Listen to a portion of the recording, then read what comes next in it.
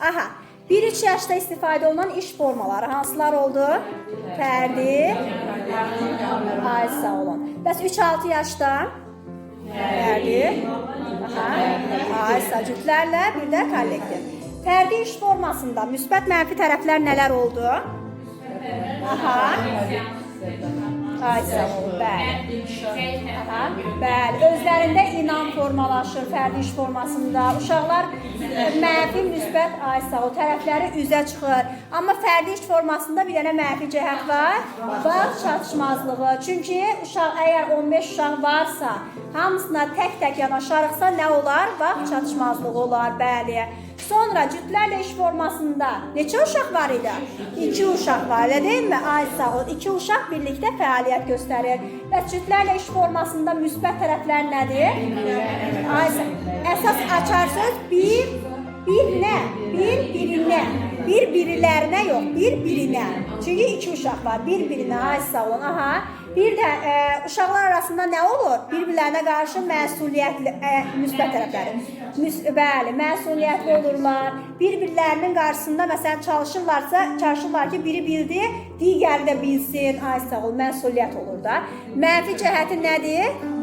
Uşaqlar arasında konflikt olur, mübahisə olur. Çünki biri bilib, digəri bilməyəndə istərsəməz, bilməyəndə birənə qarşı nə olur? Konflikt olur. Sonra qruplarla iş formasında nə var idi? Aha, qruplara bölünür. Ay sağ olun, 3-4 nəfərlik. Aha, mövzu necə olur bəs? Hər qrupa müxtəlif, sadəcə 4-5 nəfərə bir dənə mövzu. Yəni çərçivə kimi demişdik də. Aysa, hər uşağın qarşısında tək-tək vərəqlər olub, mövzular ayrı-ayrıdırsa, bu hansı iş formasıdır? Fərdi. Amma 4-5 nəfərlik uşaqlar bir yerdə əyləşib, bir dənə vərəq var, 4 dənə uşaq onun üzərində işləyirsə, qruplarla iş formasıdır. Bəli, sual-cavab hamıya aiddir. Qruplarla iş formasında mənfi cəhət nə oldu? İşgüzarsə, çünki istər-istəməz iş gedir və nə olur? Bir-birlərindən müzakirə edirlər, sual verirlər və işgüzar səs-küylü olur. Aha, bəli. Hansı iş formasıdır ki, orada kommunikativ bacarıqlar var? Kollektiv. Kollektivin də mənfi cəhəti var. Nə idi o? Kaotik. İstərsəməz, mən məsələn, indi hal-hazırda kollektiv iş formasından istifadə edirik də. Sual veririk, hamı birlikdə cavab verir, xaos olur, ay sağ olun. Bir dənə mənfi cəhəti var idi, nə idi? Zəif uşaqlar, ay sağ olun, kənarda qalırlar, bəli. Bilsələr də müəllimə ona sual verir, cavab verir, amma eşidə bilmir. Bəli, bir də kollektiv iş formasının əsas müsbət tərəfi budur ki, uşağa gözləmə vermək lazımdır, uşağa vaxt vermək lazımdır. Məsələn, tutaq ki, sual verirsən, hamı cavab verir, təsdiqləmirsən. Gözləyirsən ki, o da cavab versin, sonra təsdiqləyəsən. Aydın oldu, gözləməm. Aha. Hə, sonra deməli, hansı iş formasıdır ki, orada biri digərlərinə sözü var? Biri digərlərinə, aha, hansıdır? Qruplarla iş formasıdır. Biri digərlərinə. Deməli, tək uşaq varsa fərdidir, 2 uşaq varsa, yəni cütlərlə də, bir-birinə sözü varsa cütlərlədir, biri digərlərinə sözü varsa qruplarladır, hamı birlikdə sözü varsa kollektivdir. İş formaları aydındır? Ay sağ olun. Fəal təlim necə təlimdir? İnteraktiv, yəni necədir? Aktivdir, fəaldır. Qarşılığı nə olmalıdır? Əməkdaşlıq olmalıdır, ünsiyyət olmalıdır. Bəli. Başqa nə var? Tərbiyəçi nə etməyi bacarmalıdır? Nə etməyi bacarmalıdır? Motivasiya qurmağı bacarmalıdır. Stimul verməlidir. Ay sağ olun. Bu fəal təlimin nə idi? Xüsusiyyətləridir. Planlı müəllim hansı didaktik prinsipə aiddir? Planlı, nəticə yönümlü. Planlaşdırmanın özünün növləri hansılardır? Keçmişik, illik perspektiv. Hə, keçməmişik? Yaxşı, tamam. Hüquq nədir, vəzifə nədir? Haqqımızdır? Ay sağ olun. İstədiyi təhsil müəssisəsini sərbəst seçmək. İstədiyi metod vasitəni tərbiyəçinin hüququdur, bəli. Bəs asudə vaxtın səmərəli keçirilməsi uşağın hüququdur. Normativlərə uyğun qida uşağın hüququdur. Sonra mükafatlandırılmaq, təltif olmaq, ay sağ ol. İldə bir dəfə tibbi müayinə, kimin? Tərbiyəçinin. Ümumilikdə inklüziv təhsillə təmin olunmaq, İnklüziv uşaqların haqqıdır, hüququdur. Məktəbə qədər təhsilin dövlət standartlarının tərkibində nələr var? Nələrə aiddir? Məzmun, idarə olunma, sonra infrastruktur, maddi texniki tədris bazası, tədris dili. Hansı prinsip əsasında idarə olunurdu? Aşkarlıq, şəffaflıq, demokratiklik. Bax, hamısı o testə düşən suallardır, görürsünüz? Hamısı nə danışırıqsa, elə o suallardan dönən imtihan olub.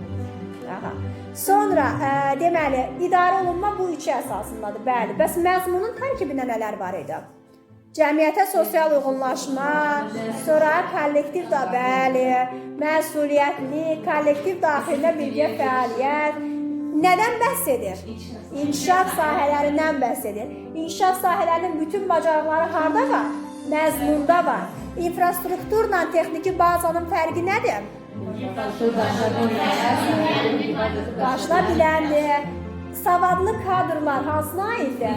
Ay sağ olun, bəli. Çünki bəli, daşınmır. Sonra yararlı binalar. Ay sağ olun. Bütün əyani vəsaitlər maddi texniki tədris bazasına, tədris dili nə zaman başqa dillə əvəz oluna bilər? Ay sağ olun, bəli. Uşağın bilik və bacarıq hissəsinə qoyulan dövlət tələbidir. Nədir o? Məzmun standartı. Nədən ibarətdir məzmun standartı? Bilik və fəaliyyətdən. Bilik nədir? Uşağın öyrəndiyi, ay sağ olun. Fəaliyyət isə öyrəndiyi. Məşqlərin hansı mərhələsidir bilik? Dərk etmə, bacarıq isə tətbiq etmə. Təlimlə təhsilin hansı biliyə, hansı bacarığa aiddir?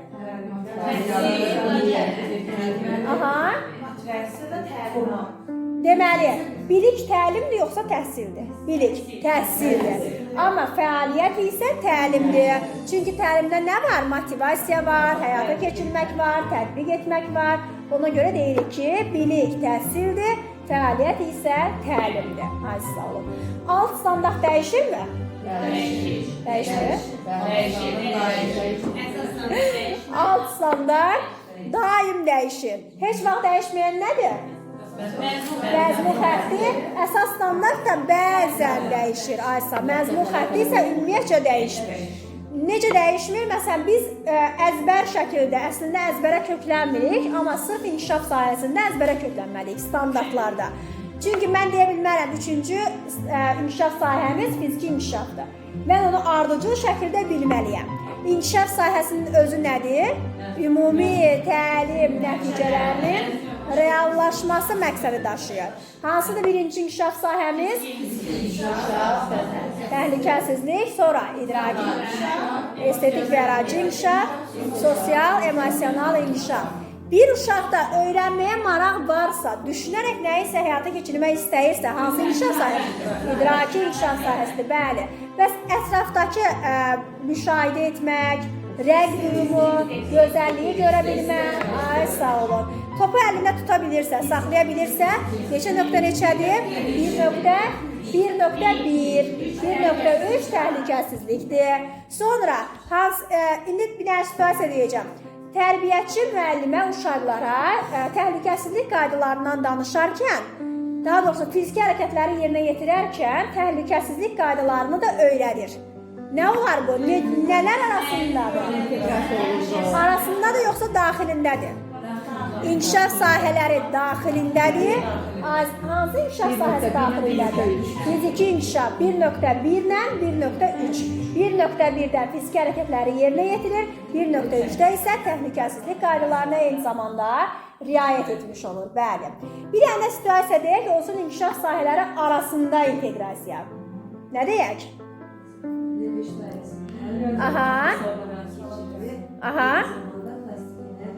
Ay, sağ olun. Keçirəmsə, harda keçirəm? İdrakda keçirəm 5-i. Tətbiq edirəmsə, estetikdə, bəli, tətbiq edirəm, düzdür. Alt standartın funksiyaları hansılardır? Məzmun, məqsəd, strategiya, integrativlik. Nə oldu? Məzmun, məqsəd, strategiya, bax, çox düşən suallardandır. Soruşur ki, alt standartın funksiyalarına aiddir və yaxud da aid deyil. Hansı sözlər axtaracağıq? Məzmun, məqsəd, strategiya, integrativlik. Bu sözləri axtaracağıq, elə deyilmi? Sonra standart olaraq 2.3.1 2, 3, 1. Nədir buradakı 2? Məzmun xətti dəyişirmi? Məzmun xətti nədir? Dəyişməzdir. Leitmotivdir, ana xəttimizdir. Bəs yanındakı 3 nədir?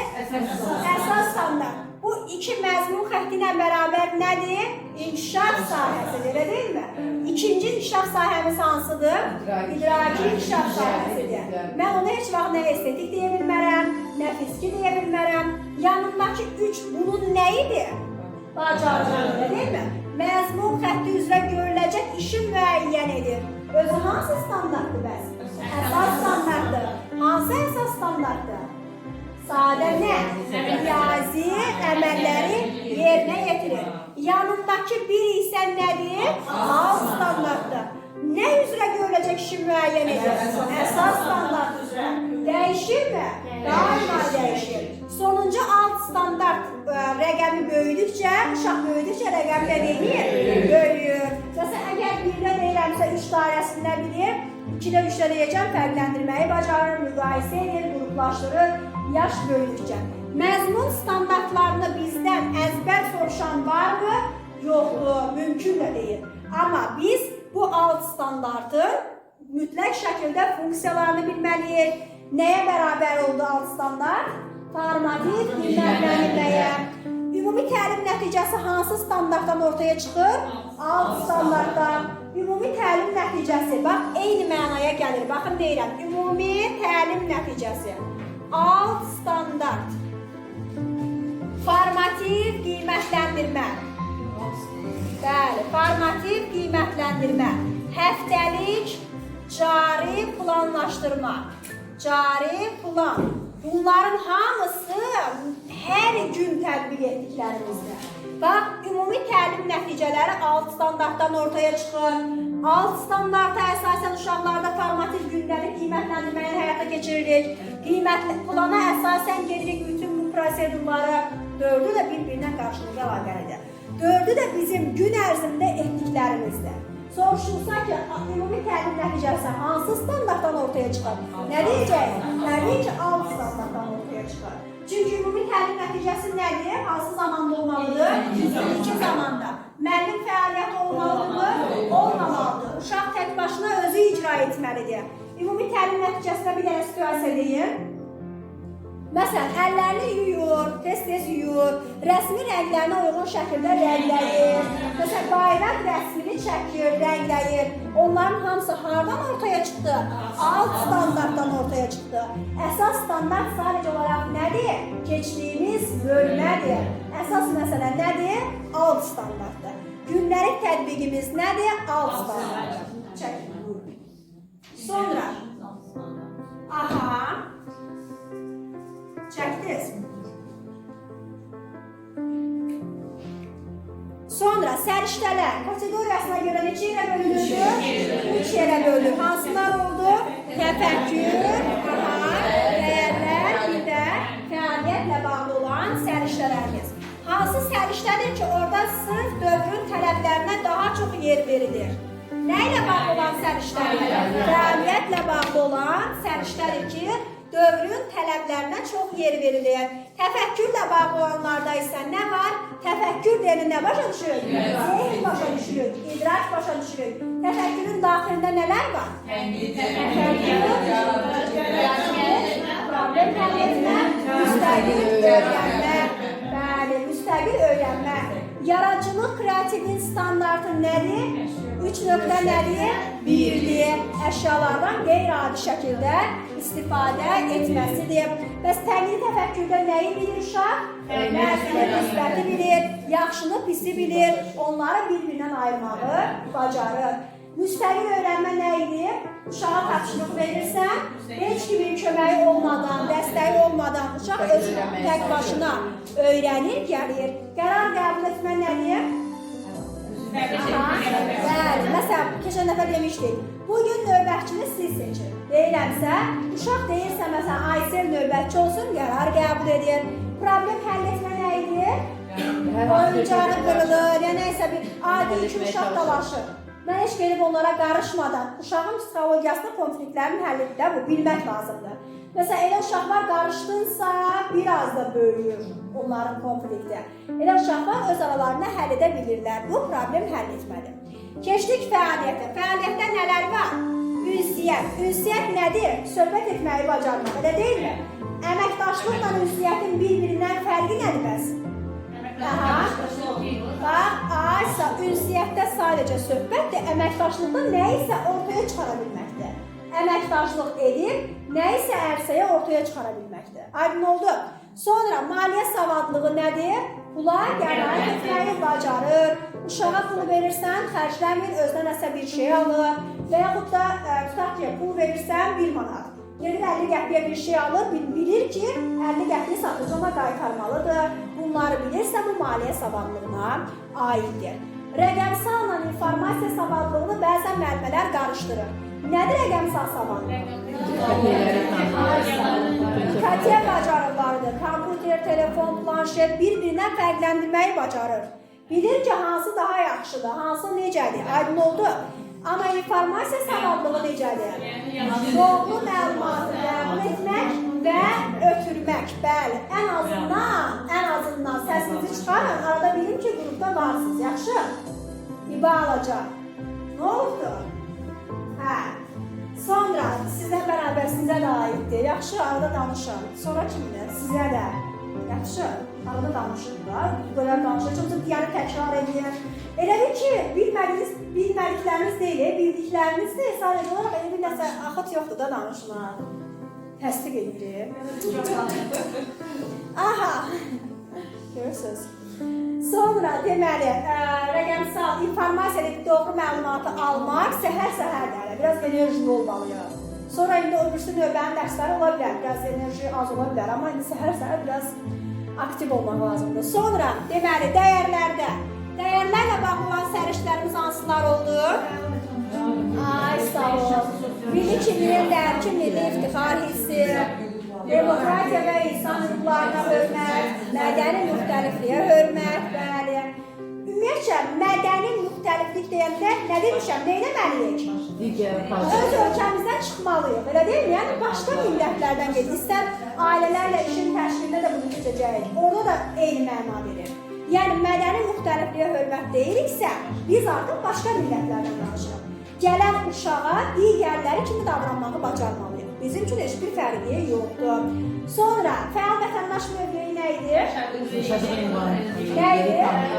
Bölgə haqqında məlumatlı olmalıdır, ay sağ olun.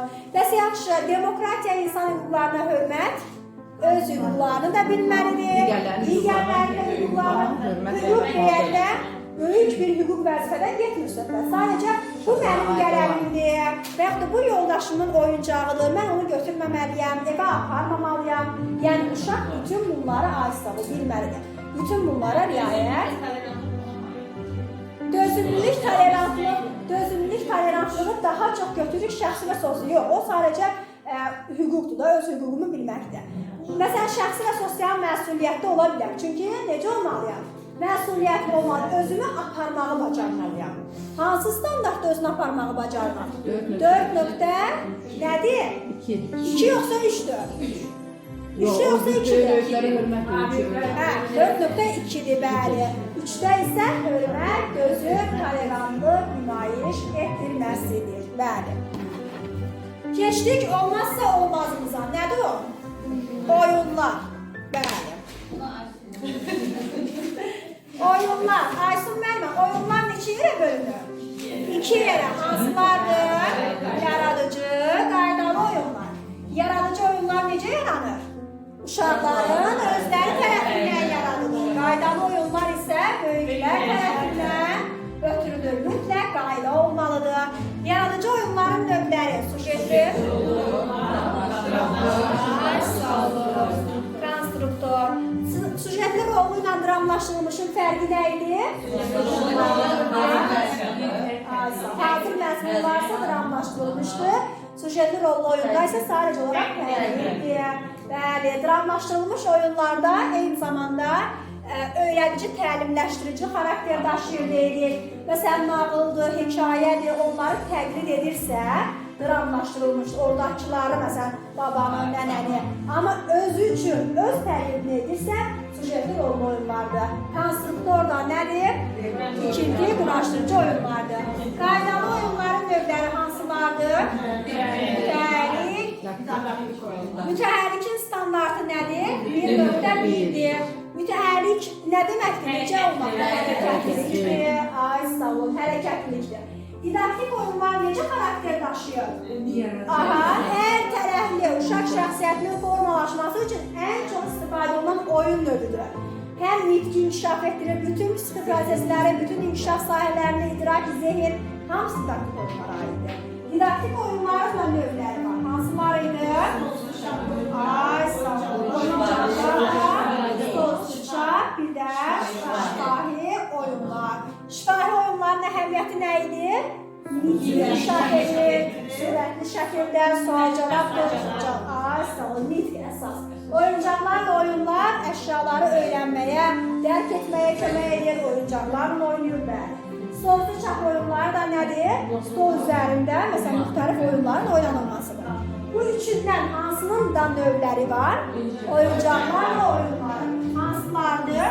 Hissələrə ayrılan, qurma üçün, bir də stol-sıçaq oyunları üçün istifadə olunan oyuncaqlar.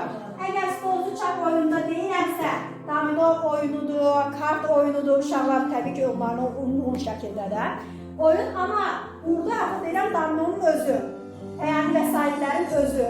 Bax, bu stol-sıçaq oyunları üçün istifadə olunan oyuncaqlardır. Hissələrə ayrılan da bilirsiniz də, hissələrə ayrılır, onu birləşdirirlər, burada da həmçinin.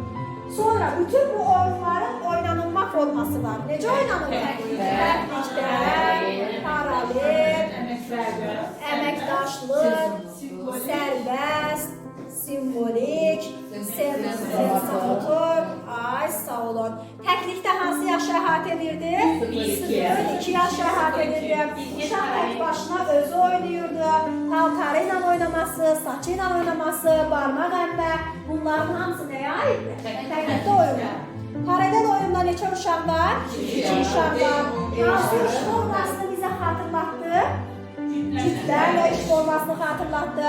Eyni oyuncaq, fərqli oyundur. Ay sağ ol. Demişik ki, qələmlə biri həkim kimi, biri müəllim kimi istifadə edir.